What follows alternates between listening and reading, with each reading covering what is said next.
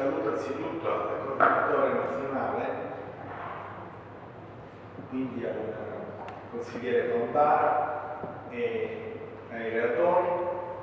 e a tutti i presenti. Vedo alcuni amministratori, molti che conosco, anche per altri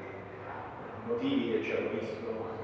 impegnati nella sede di riunione, ma a tutti i presenti, polizia locale, che contribuiscono in maniera veramente importante ad assicurare i servizi nell'interesse della collettività e che in questa provincia sono particolarmente attivi anche, vedo oggi presenti, anche nell'affrontare problematiche differenti come quella odierna. Così come un saluto rivolgo anche ai rappresentanti della USIO. Questo mi porta anche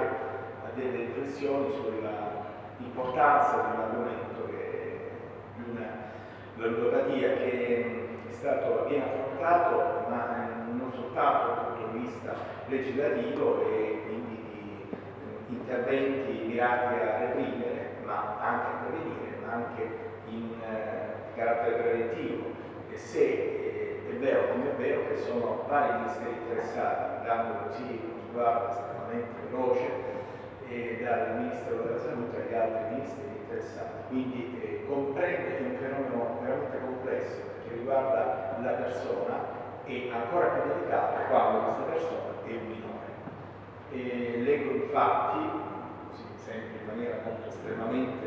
superficiale, approssimativa, che molti comuni si sono anche dotati di regolamenti per fare in modo di impedire l'accesso ai minori in luoghi dove, anche in luoghi pubblici, dove sono presenti dei chiamiamoli sottomachine, altro, insomma,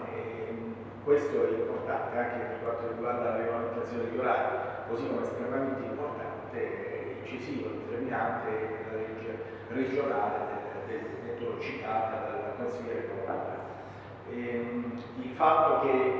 l'avviso pubblico abbia deciso di dedicare una giornata alla formazione in un argomento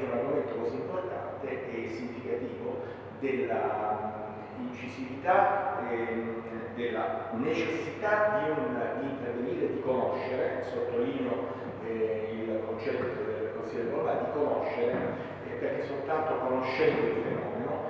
quello che è possibile conoscere, perché poi è un fenomeno anche che si presenta estremamente complesso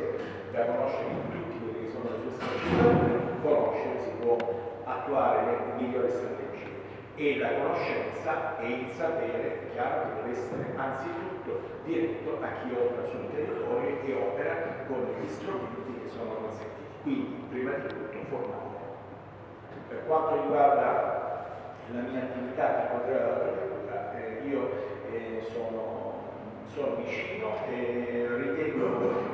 di tutto il contributo che possiamo dare senz'altro sarà dato, perché prego poi il coordinatore probabilmente di illustrare quali saranno i contenuti della giornata e se ci sono delle iniziative anche da assumere come prefettura sono disponibili, così come lo sono sempre in questi campi. Vi auguro buon lavoro, mi trattengo